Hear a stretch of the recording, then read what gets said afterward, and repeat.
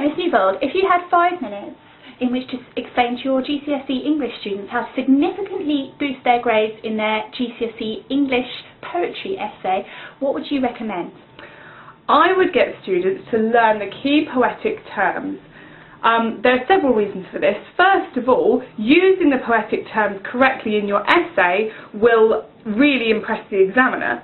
And second of all, it will really focus your essay on analysing the effect of language techniques.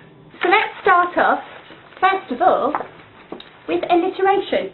Alliteration is when you repeat the same sounds throughout a line or several lines relatively close together in a poem. For example, in the poem Limbo, when John Agard writes limbo, limbo like me, the repetition of the L sound in that line is known as alliteration. What else?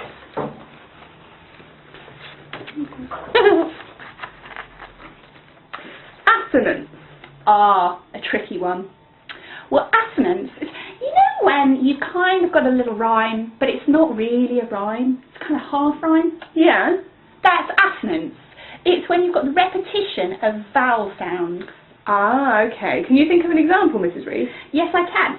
Actually, throughout half-cast, at the end of lots of lines, you've got a lot of A sounds. So, for example, half-cast, canvas, shadow, Picasso. You've got quite a lot of half rhymes. Okay, I see. Now I understand, thank you. Okay, you can also have rhyme. Rhyme, one of those words that is so simple, students often forget to write about it altogether. What's rhyme? Rhyme is when the ending of 2 words sounds the same. For example, in the poem Kid, in the literature poetry, all of the lines in the poem Kid end with ER or sounding words. That's an example of rhyme. Lovely. Another one, what is rhythm? Rhythm is the beat or the repeated pattern of sound within the poem. So in some poems this is very important. For example, in the poem Limbo, it's necessary for the rhythm of the poem to mirror the rhythm of the limbo dance. Okay. Simile, often confused with metaphor. A simile is when you compare something to something else by using the words as or like. For example, in Not My Business, we are told, beat him soft like clay. Okay, another one. Now, personification is when you give something that is not human characteristics. So when you give an object human capabilities. For example, in the poem Not My Business, we are told they stuffed him down the belly of a waiting jeep. Now, the jeep itself doesn't have a belly, but giving it this human characteristic makes it sound more threatening. Excellent. Here's another good one. Enjambments. Okay? Enjambment is when the lines in a poem run across from one line to the next without a pause or punctuation. This is particularly important or particularly obvious in poems such as Havisham, where it's actually across the entire stanza. In the poem Hurricane Hits England is when we're told, even as you short-circuit us into further darkness. The break between short and circuit highlights the fact that the power has been cut as a result of the hurricane. Okay. Okay, another one. Do you want another one, Mrs. Rees? Yeah, please. Oxymoron. Can you tell us what an oxymoron is?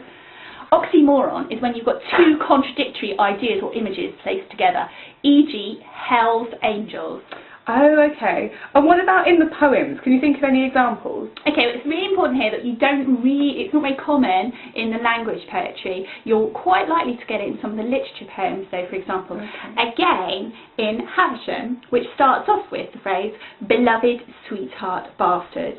And obviously, sweetheart and bastard are almost opposite terms. A metaphor is another comparison. You are comparing a person or an object to something that it is not.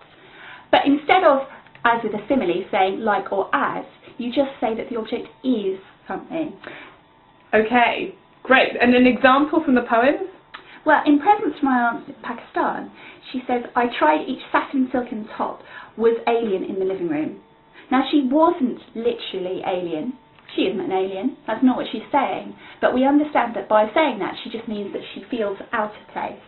In Search My Tongue, that is, the whole poem could be an extended metaphor. She goes into quite a lot of detail about her tongue, when actually what she's talking about is a language. And also in that poem she compares her tongue to a plant, and she says that her tongue is a plant and growing back, doesn't she? That Which is part of the extended metaphor. That's an extended metaphor. Great. Okay, another one. Oh, come on, Sharky. Hurry up. Repetition. Well, it's really obvious. In fact, again, it's another one, so obvious, students forget to write about it. Don't. Repetition is when a word or phrase is repeated in the poem. Very simple. Loads of poems have got it. A really good example is in Hurricane Hits England, where talk to me hurricane, talk to me Oya, talk to me Shango. I think we've got one more. Oh, it's a firm favourite, this one. Onomatopoeia! Onomatopoeia is when the word sounds like the sound it's describing. For example, Bang! Crash, Splash! Pop. In the poems, an example of onomatopoeia is in the poem This Room, when we hear that pots and pans bang together. Brilliant.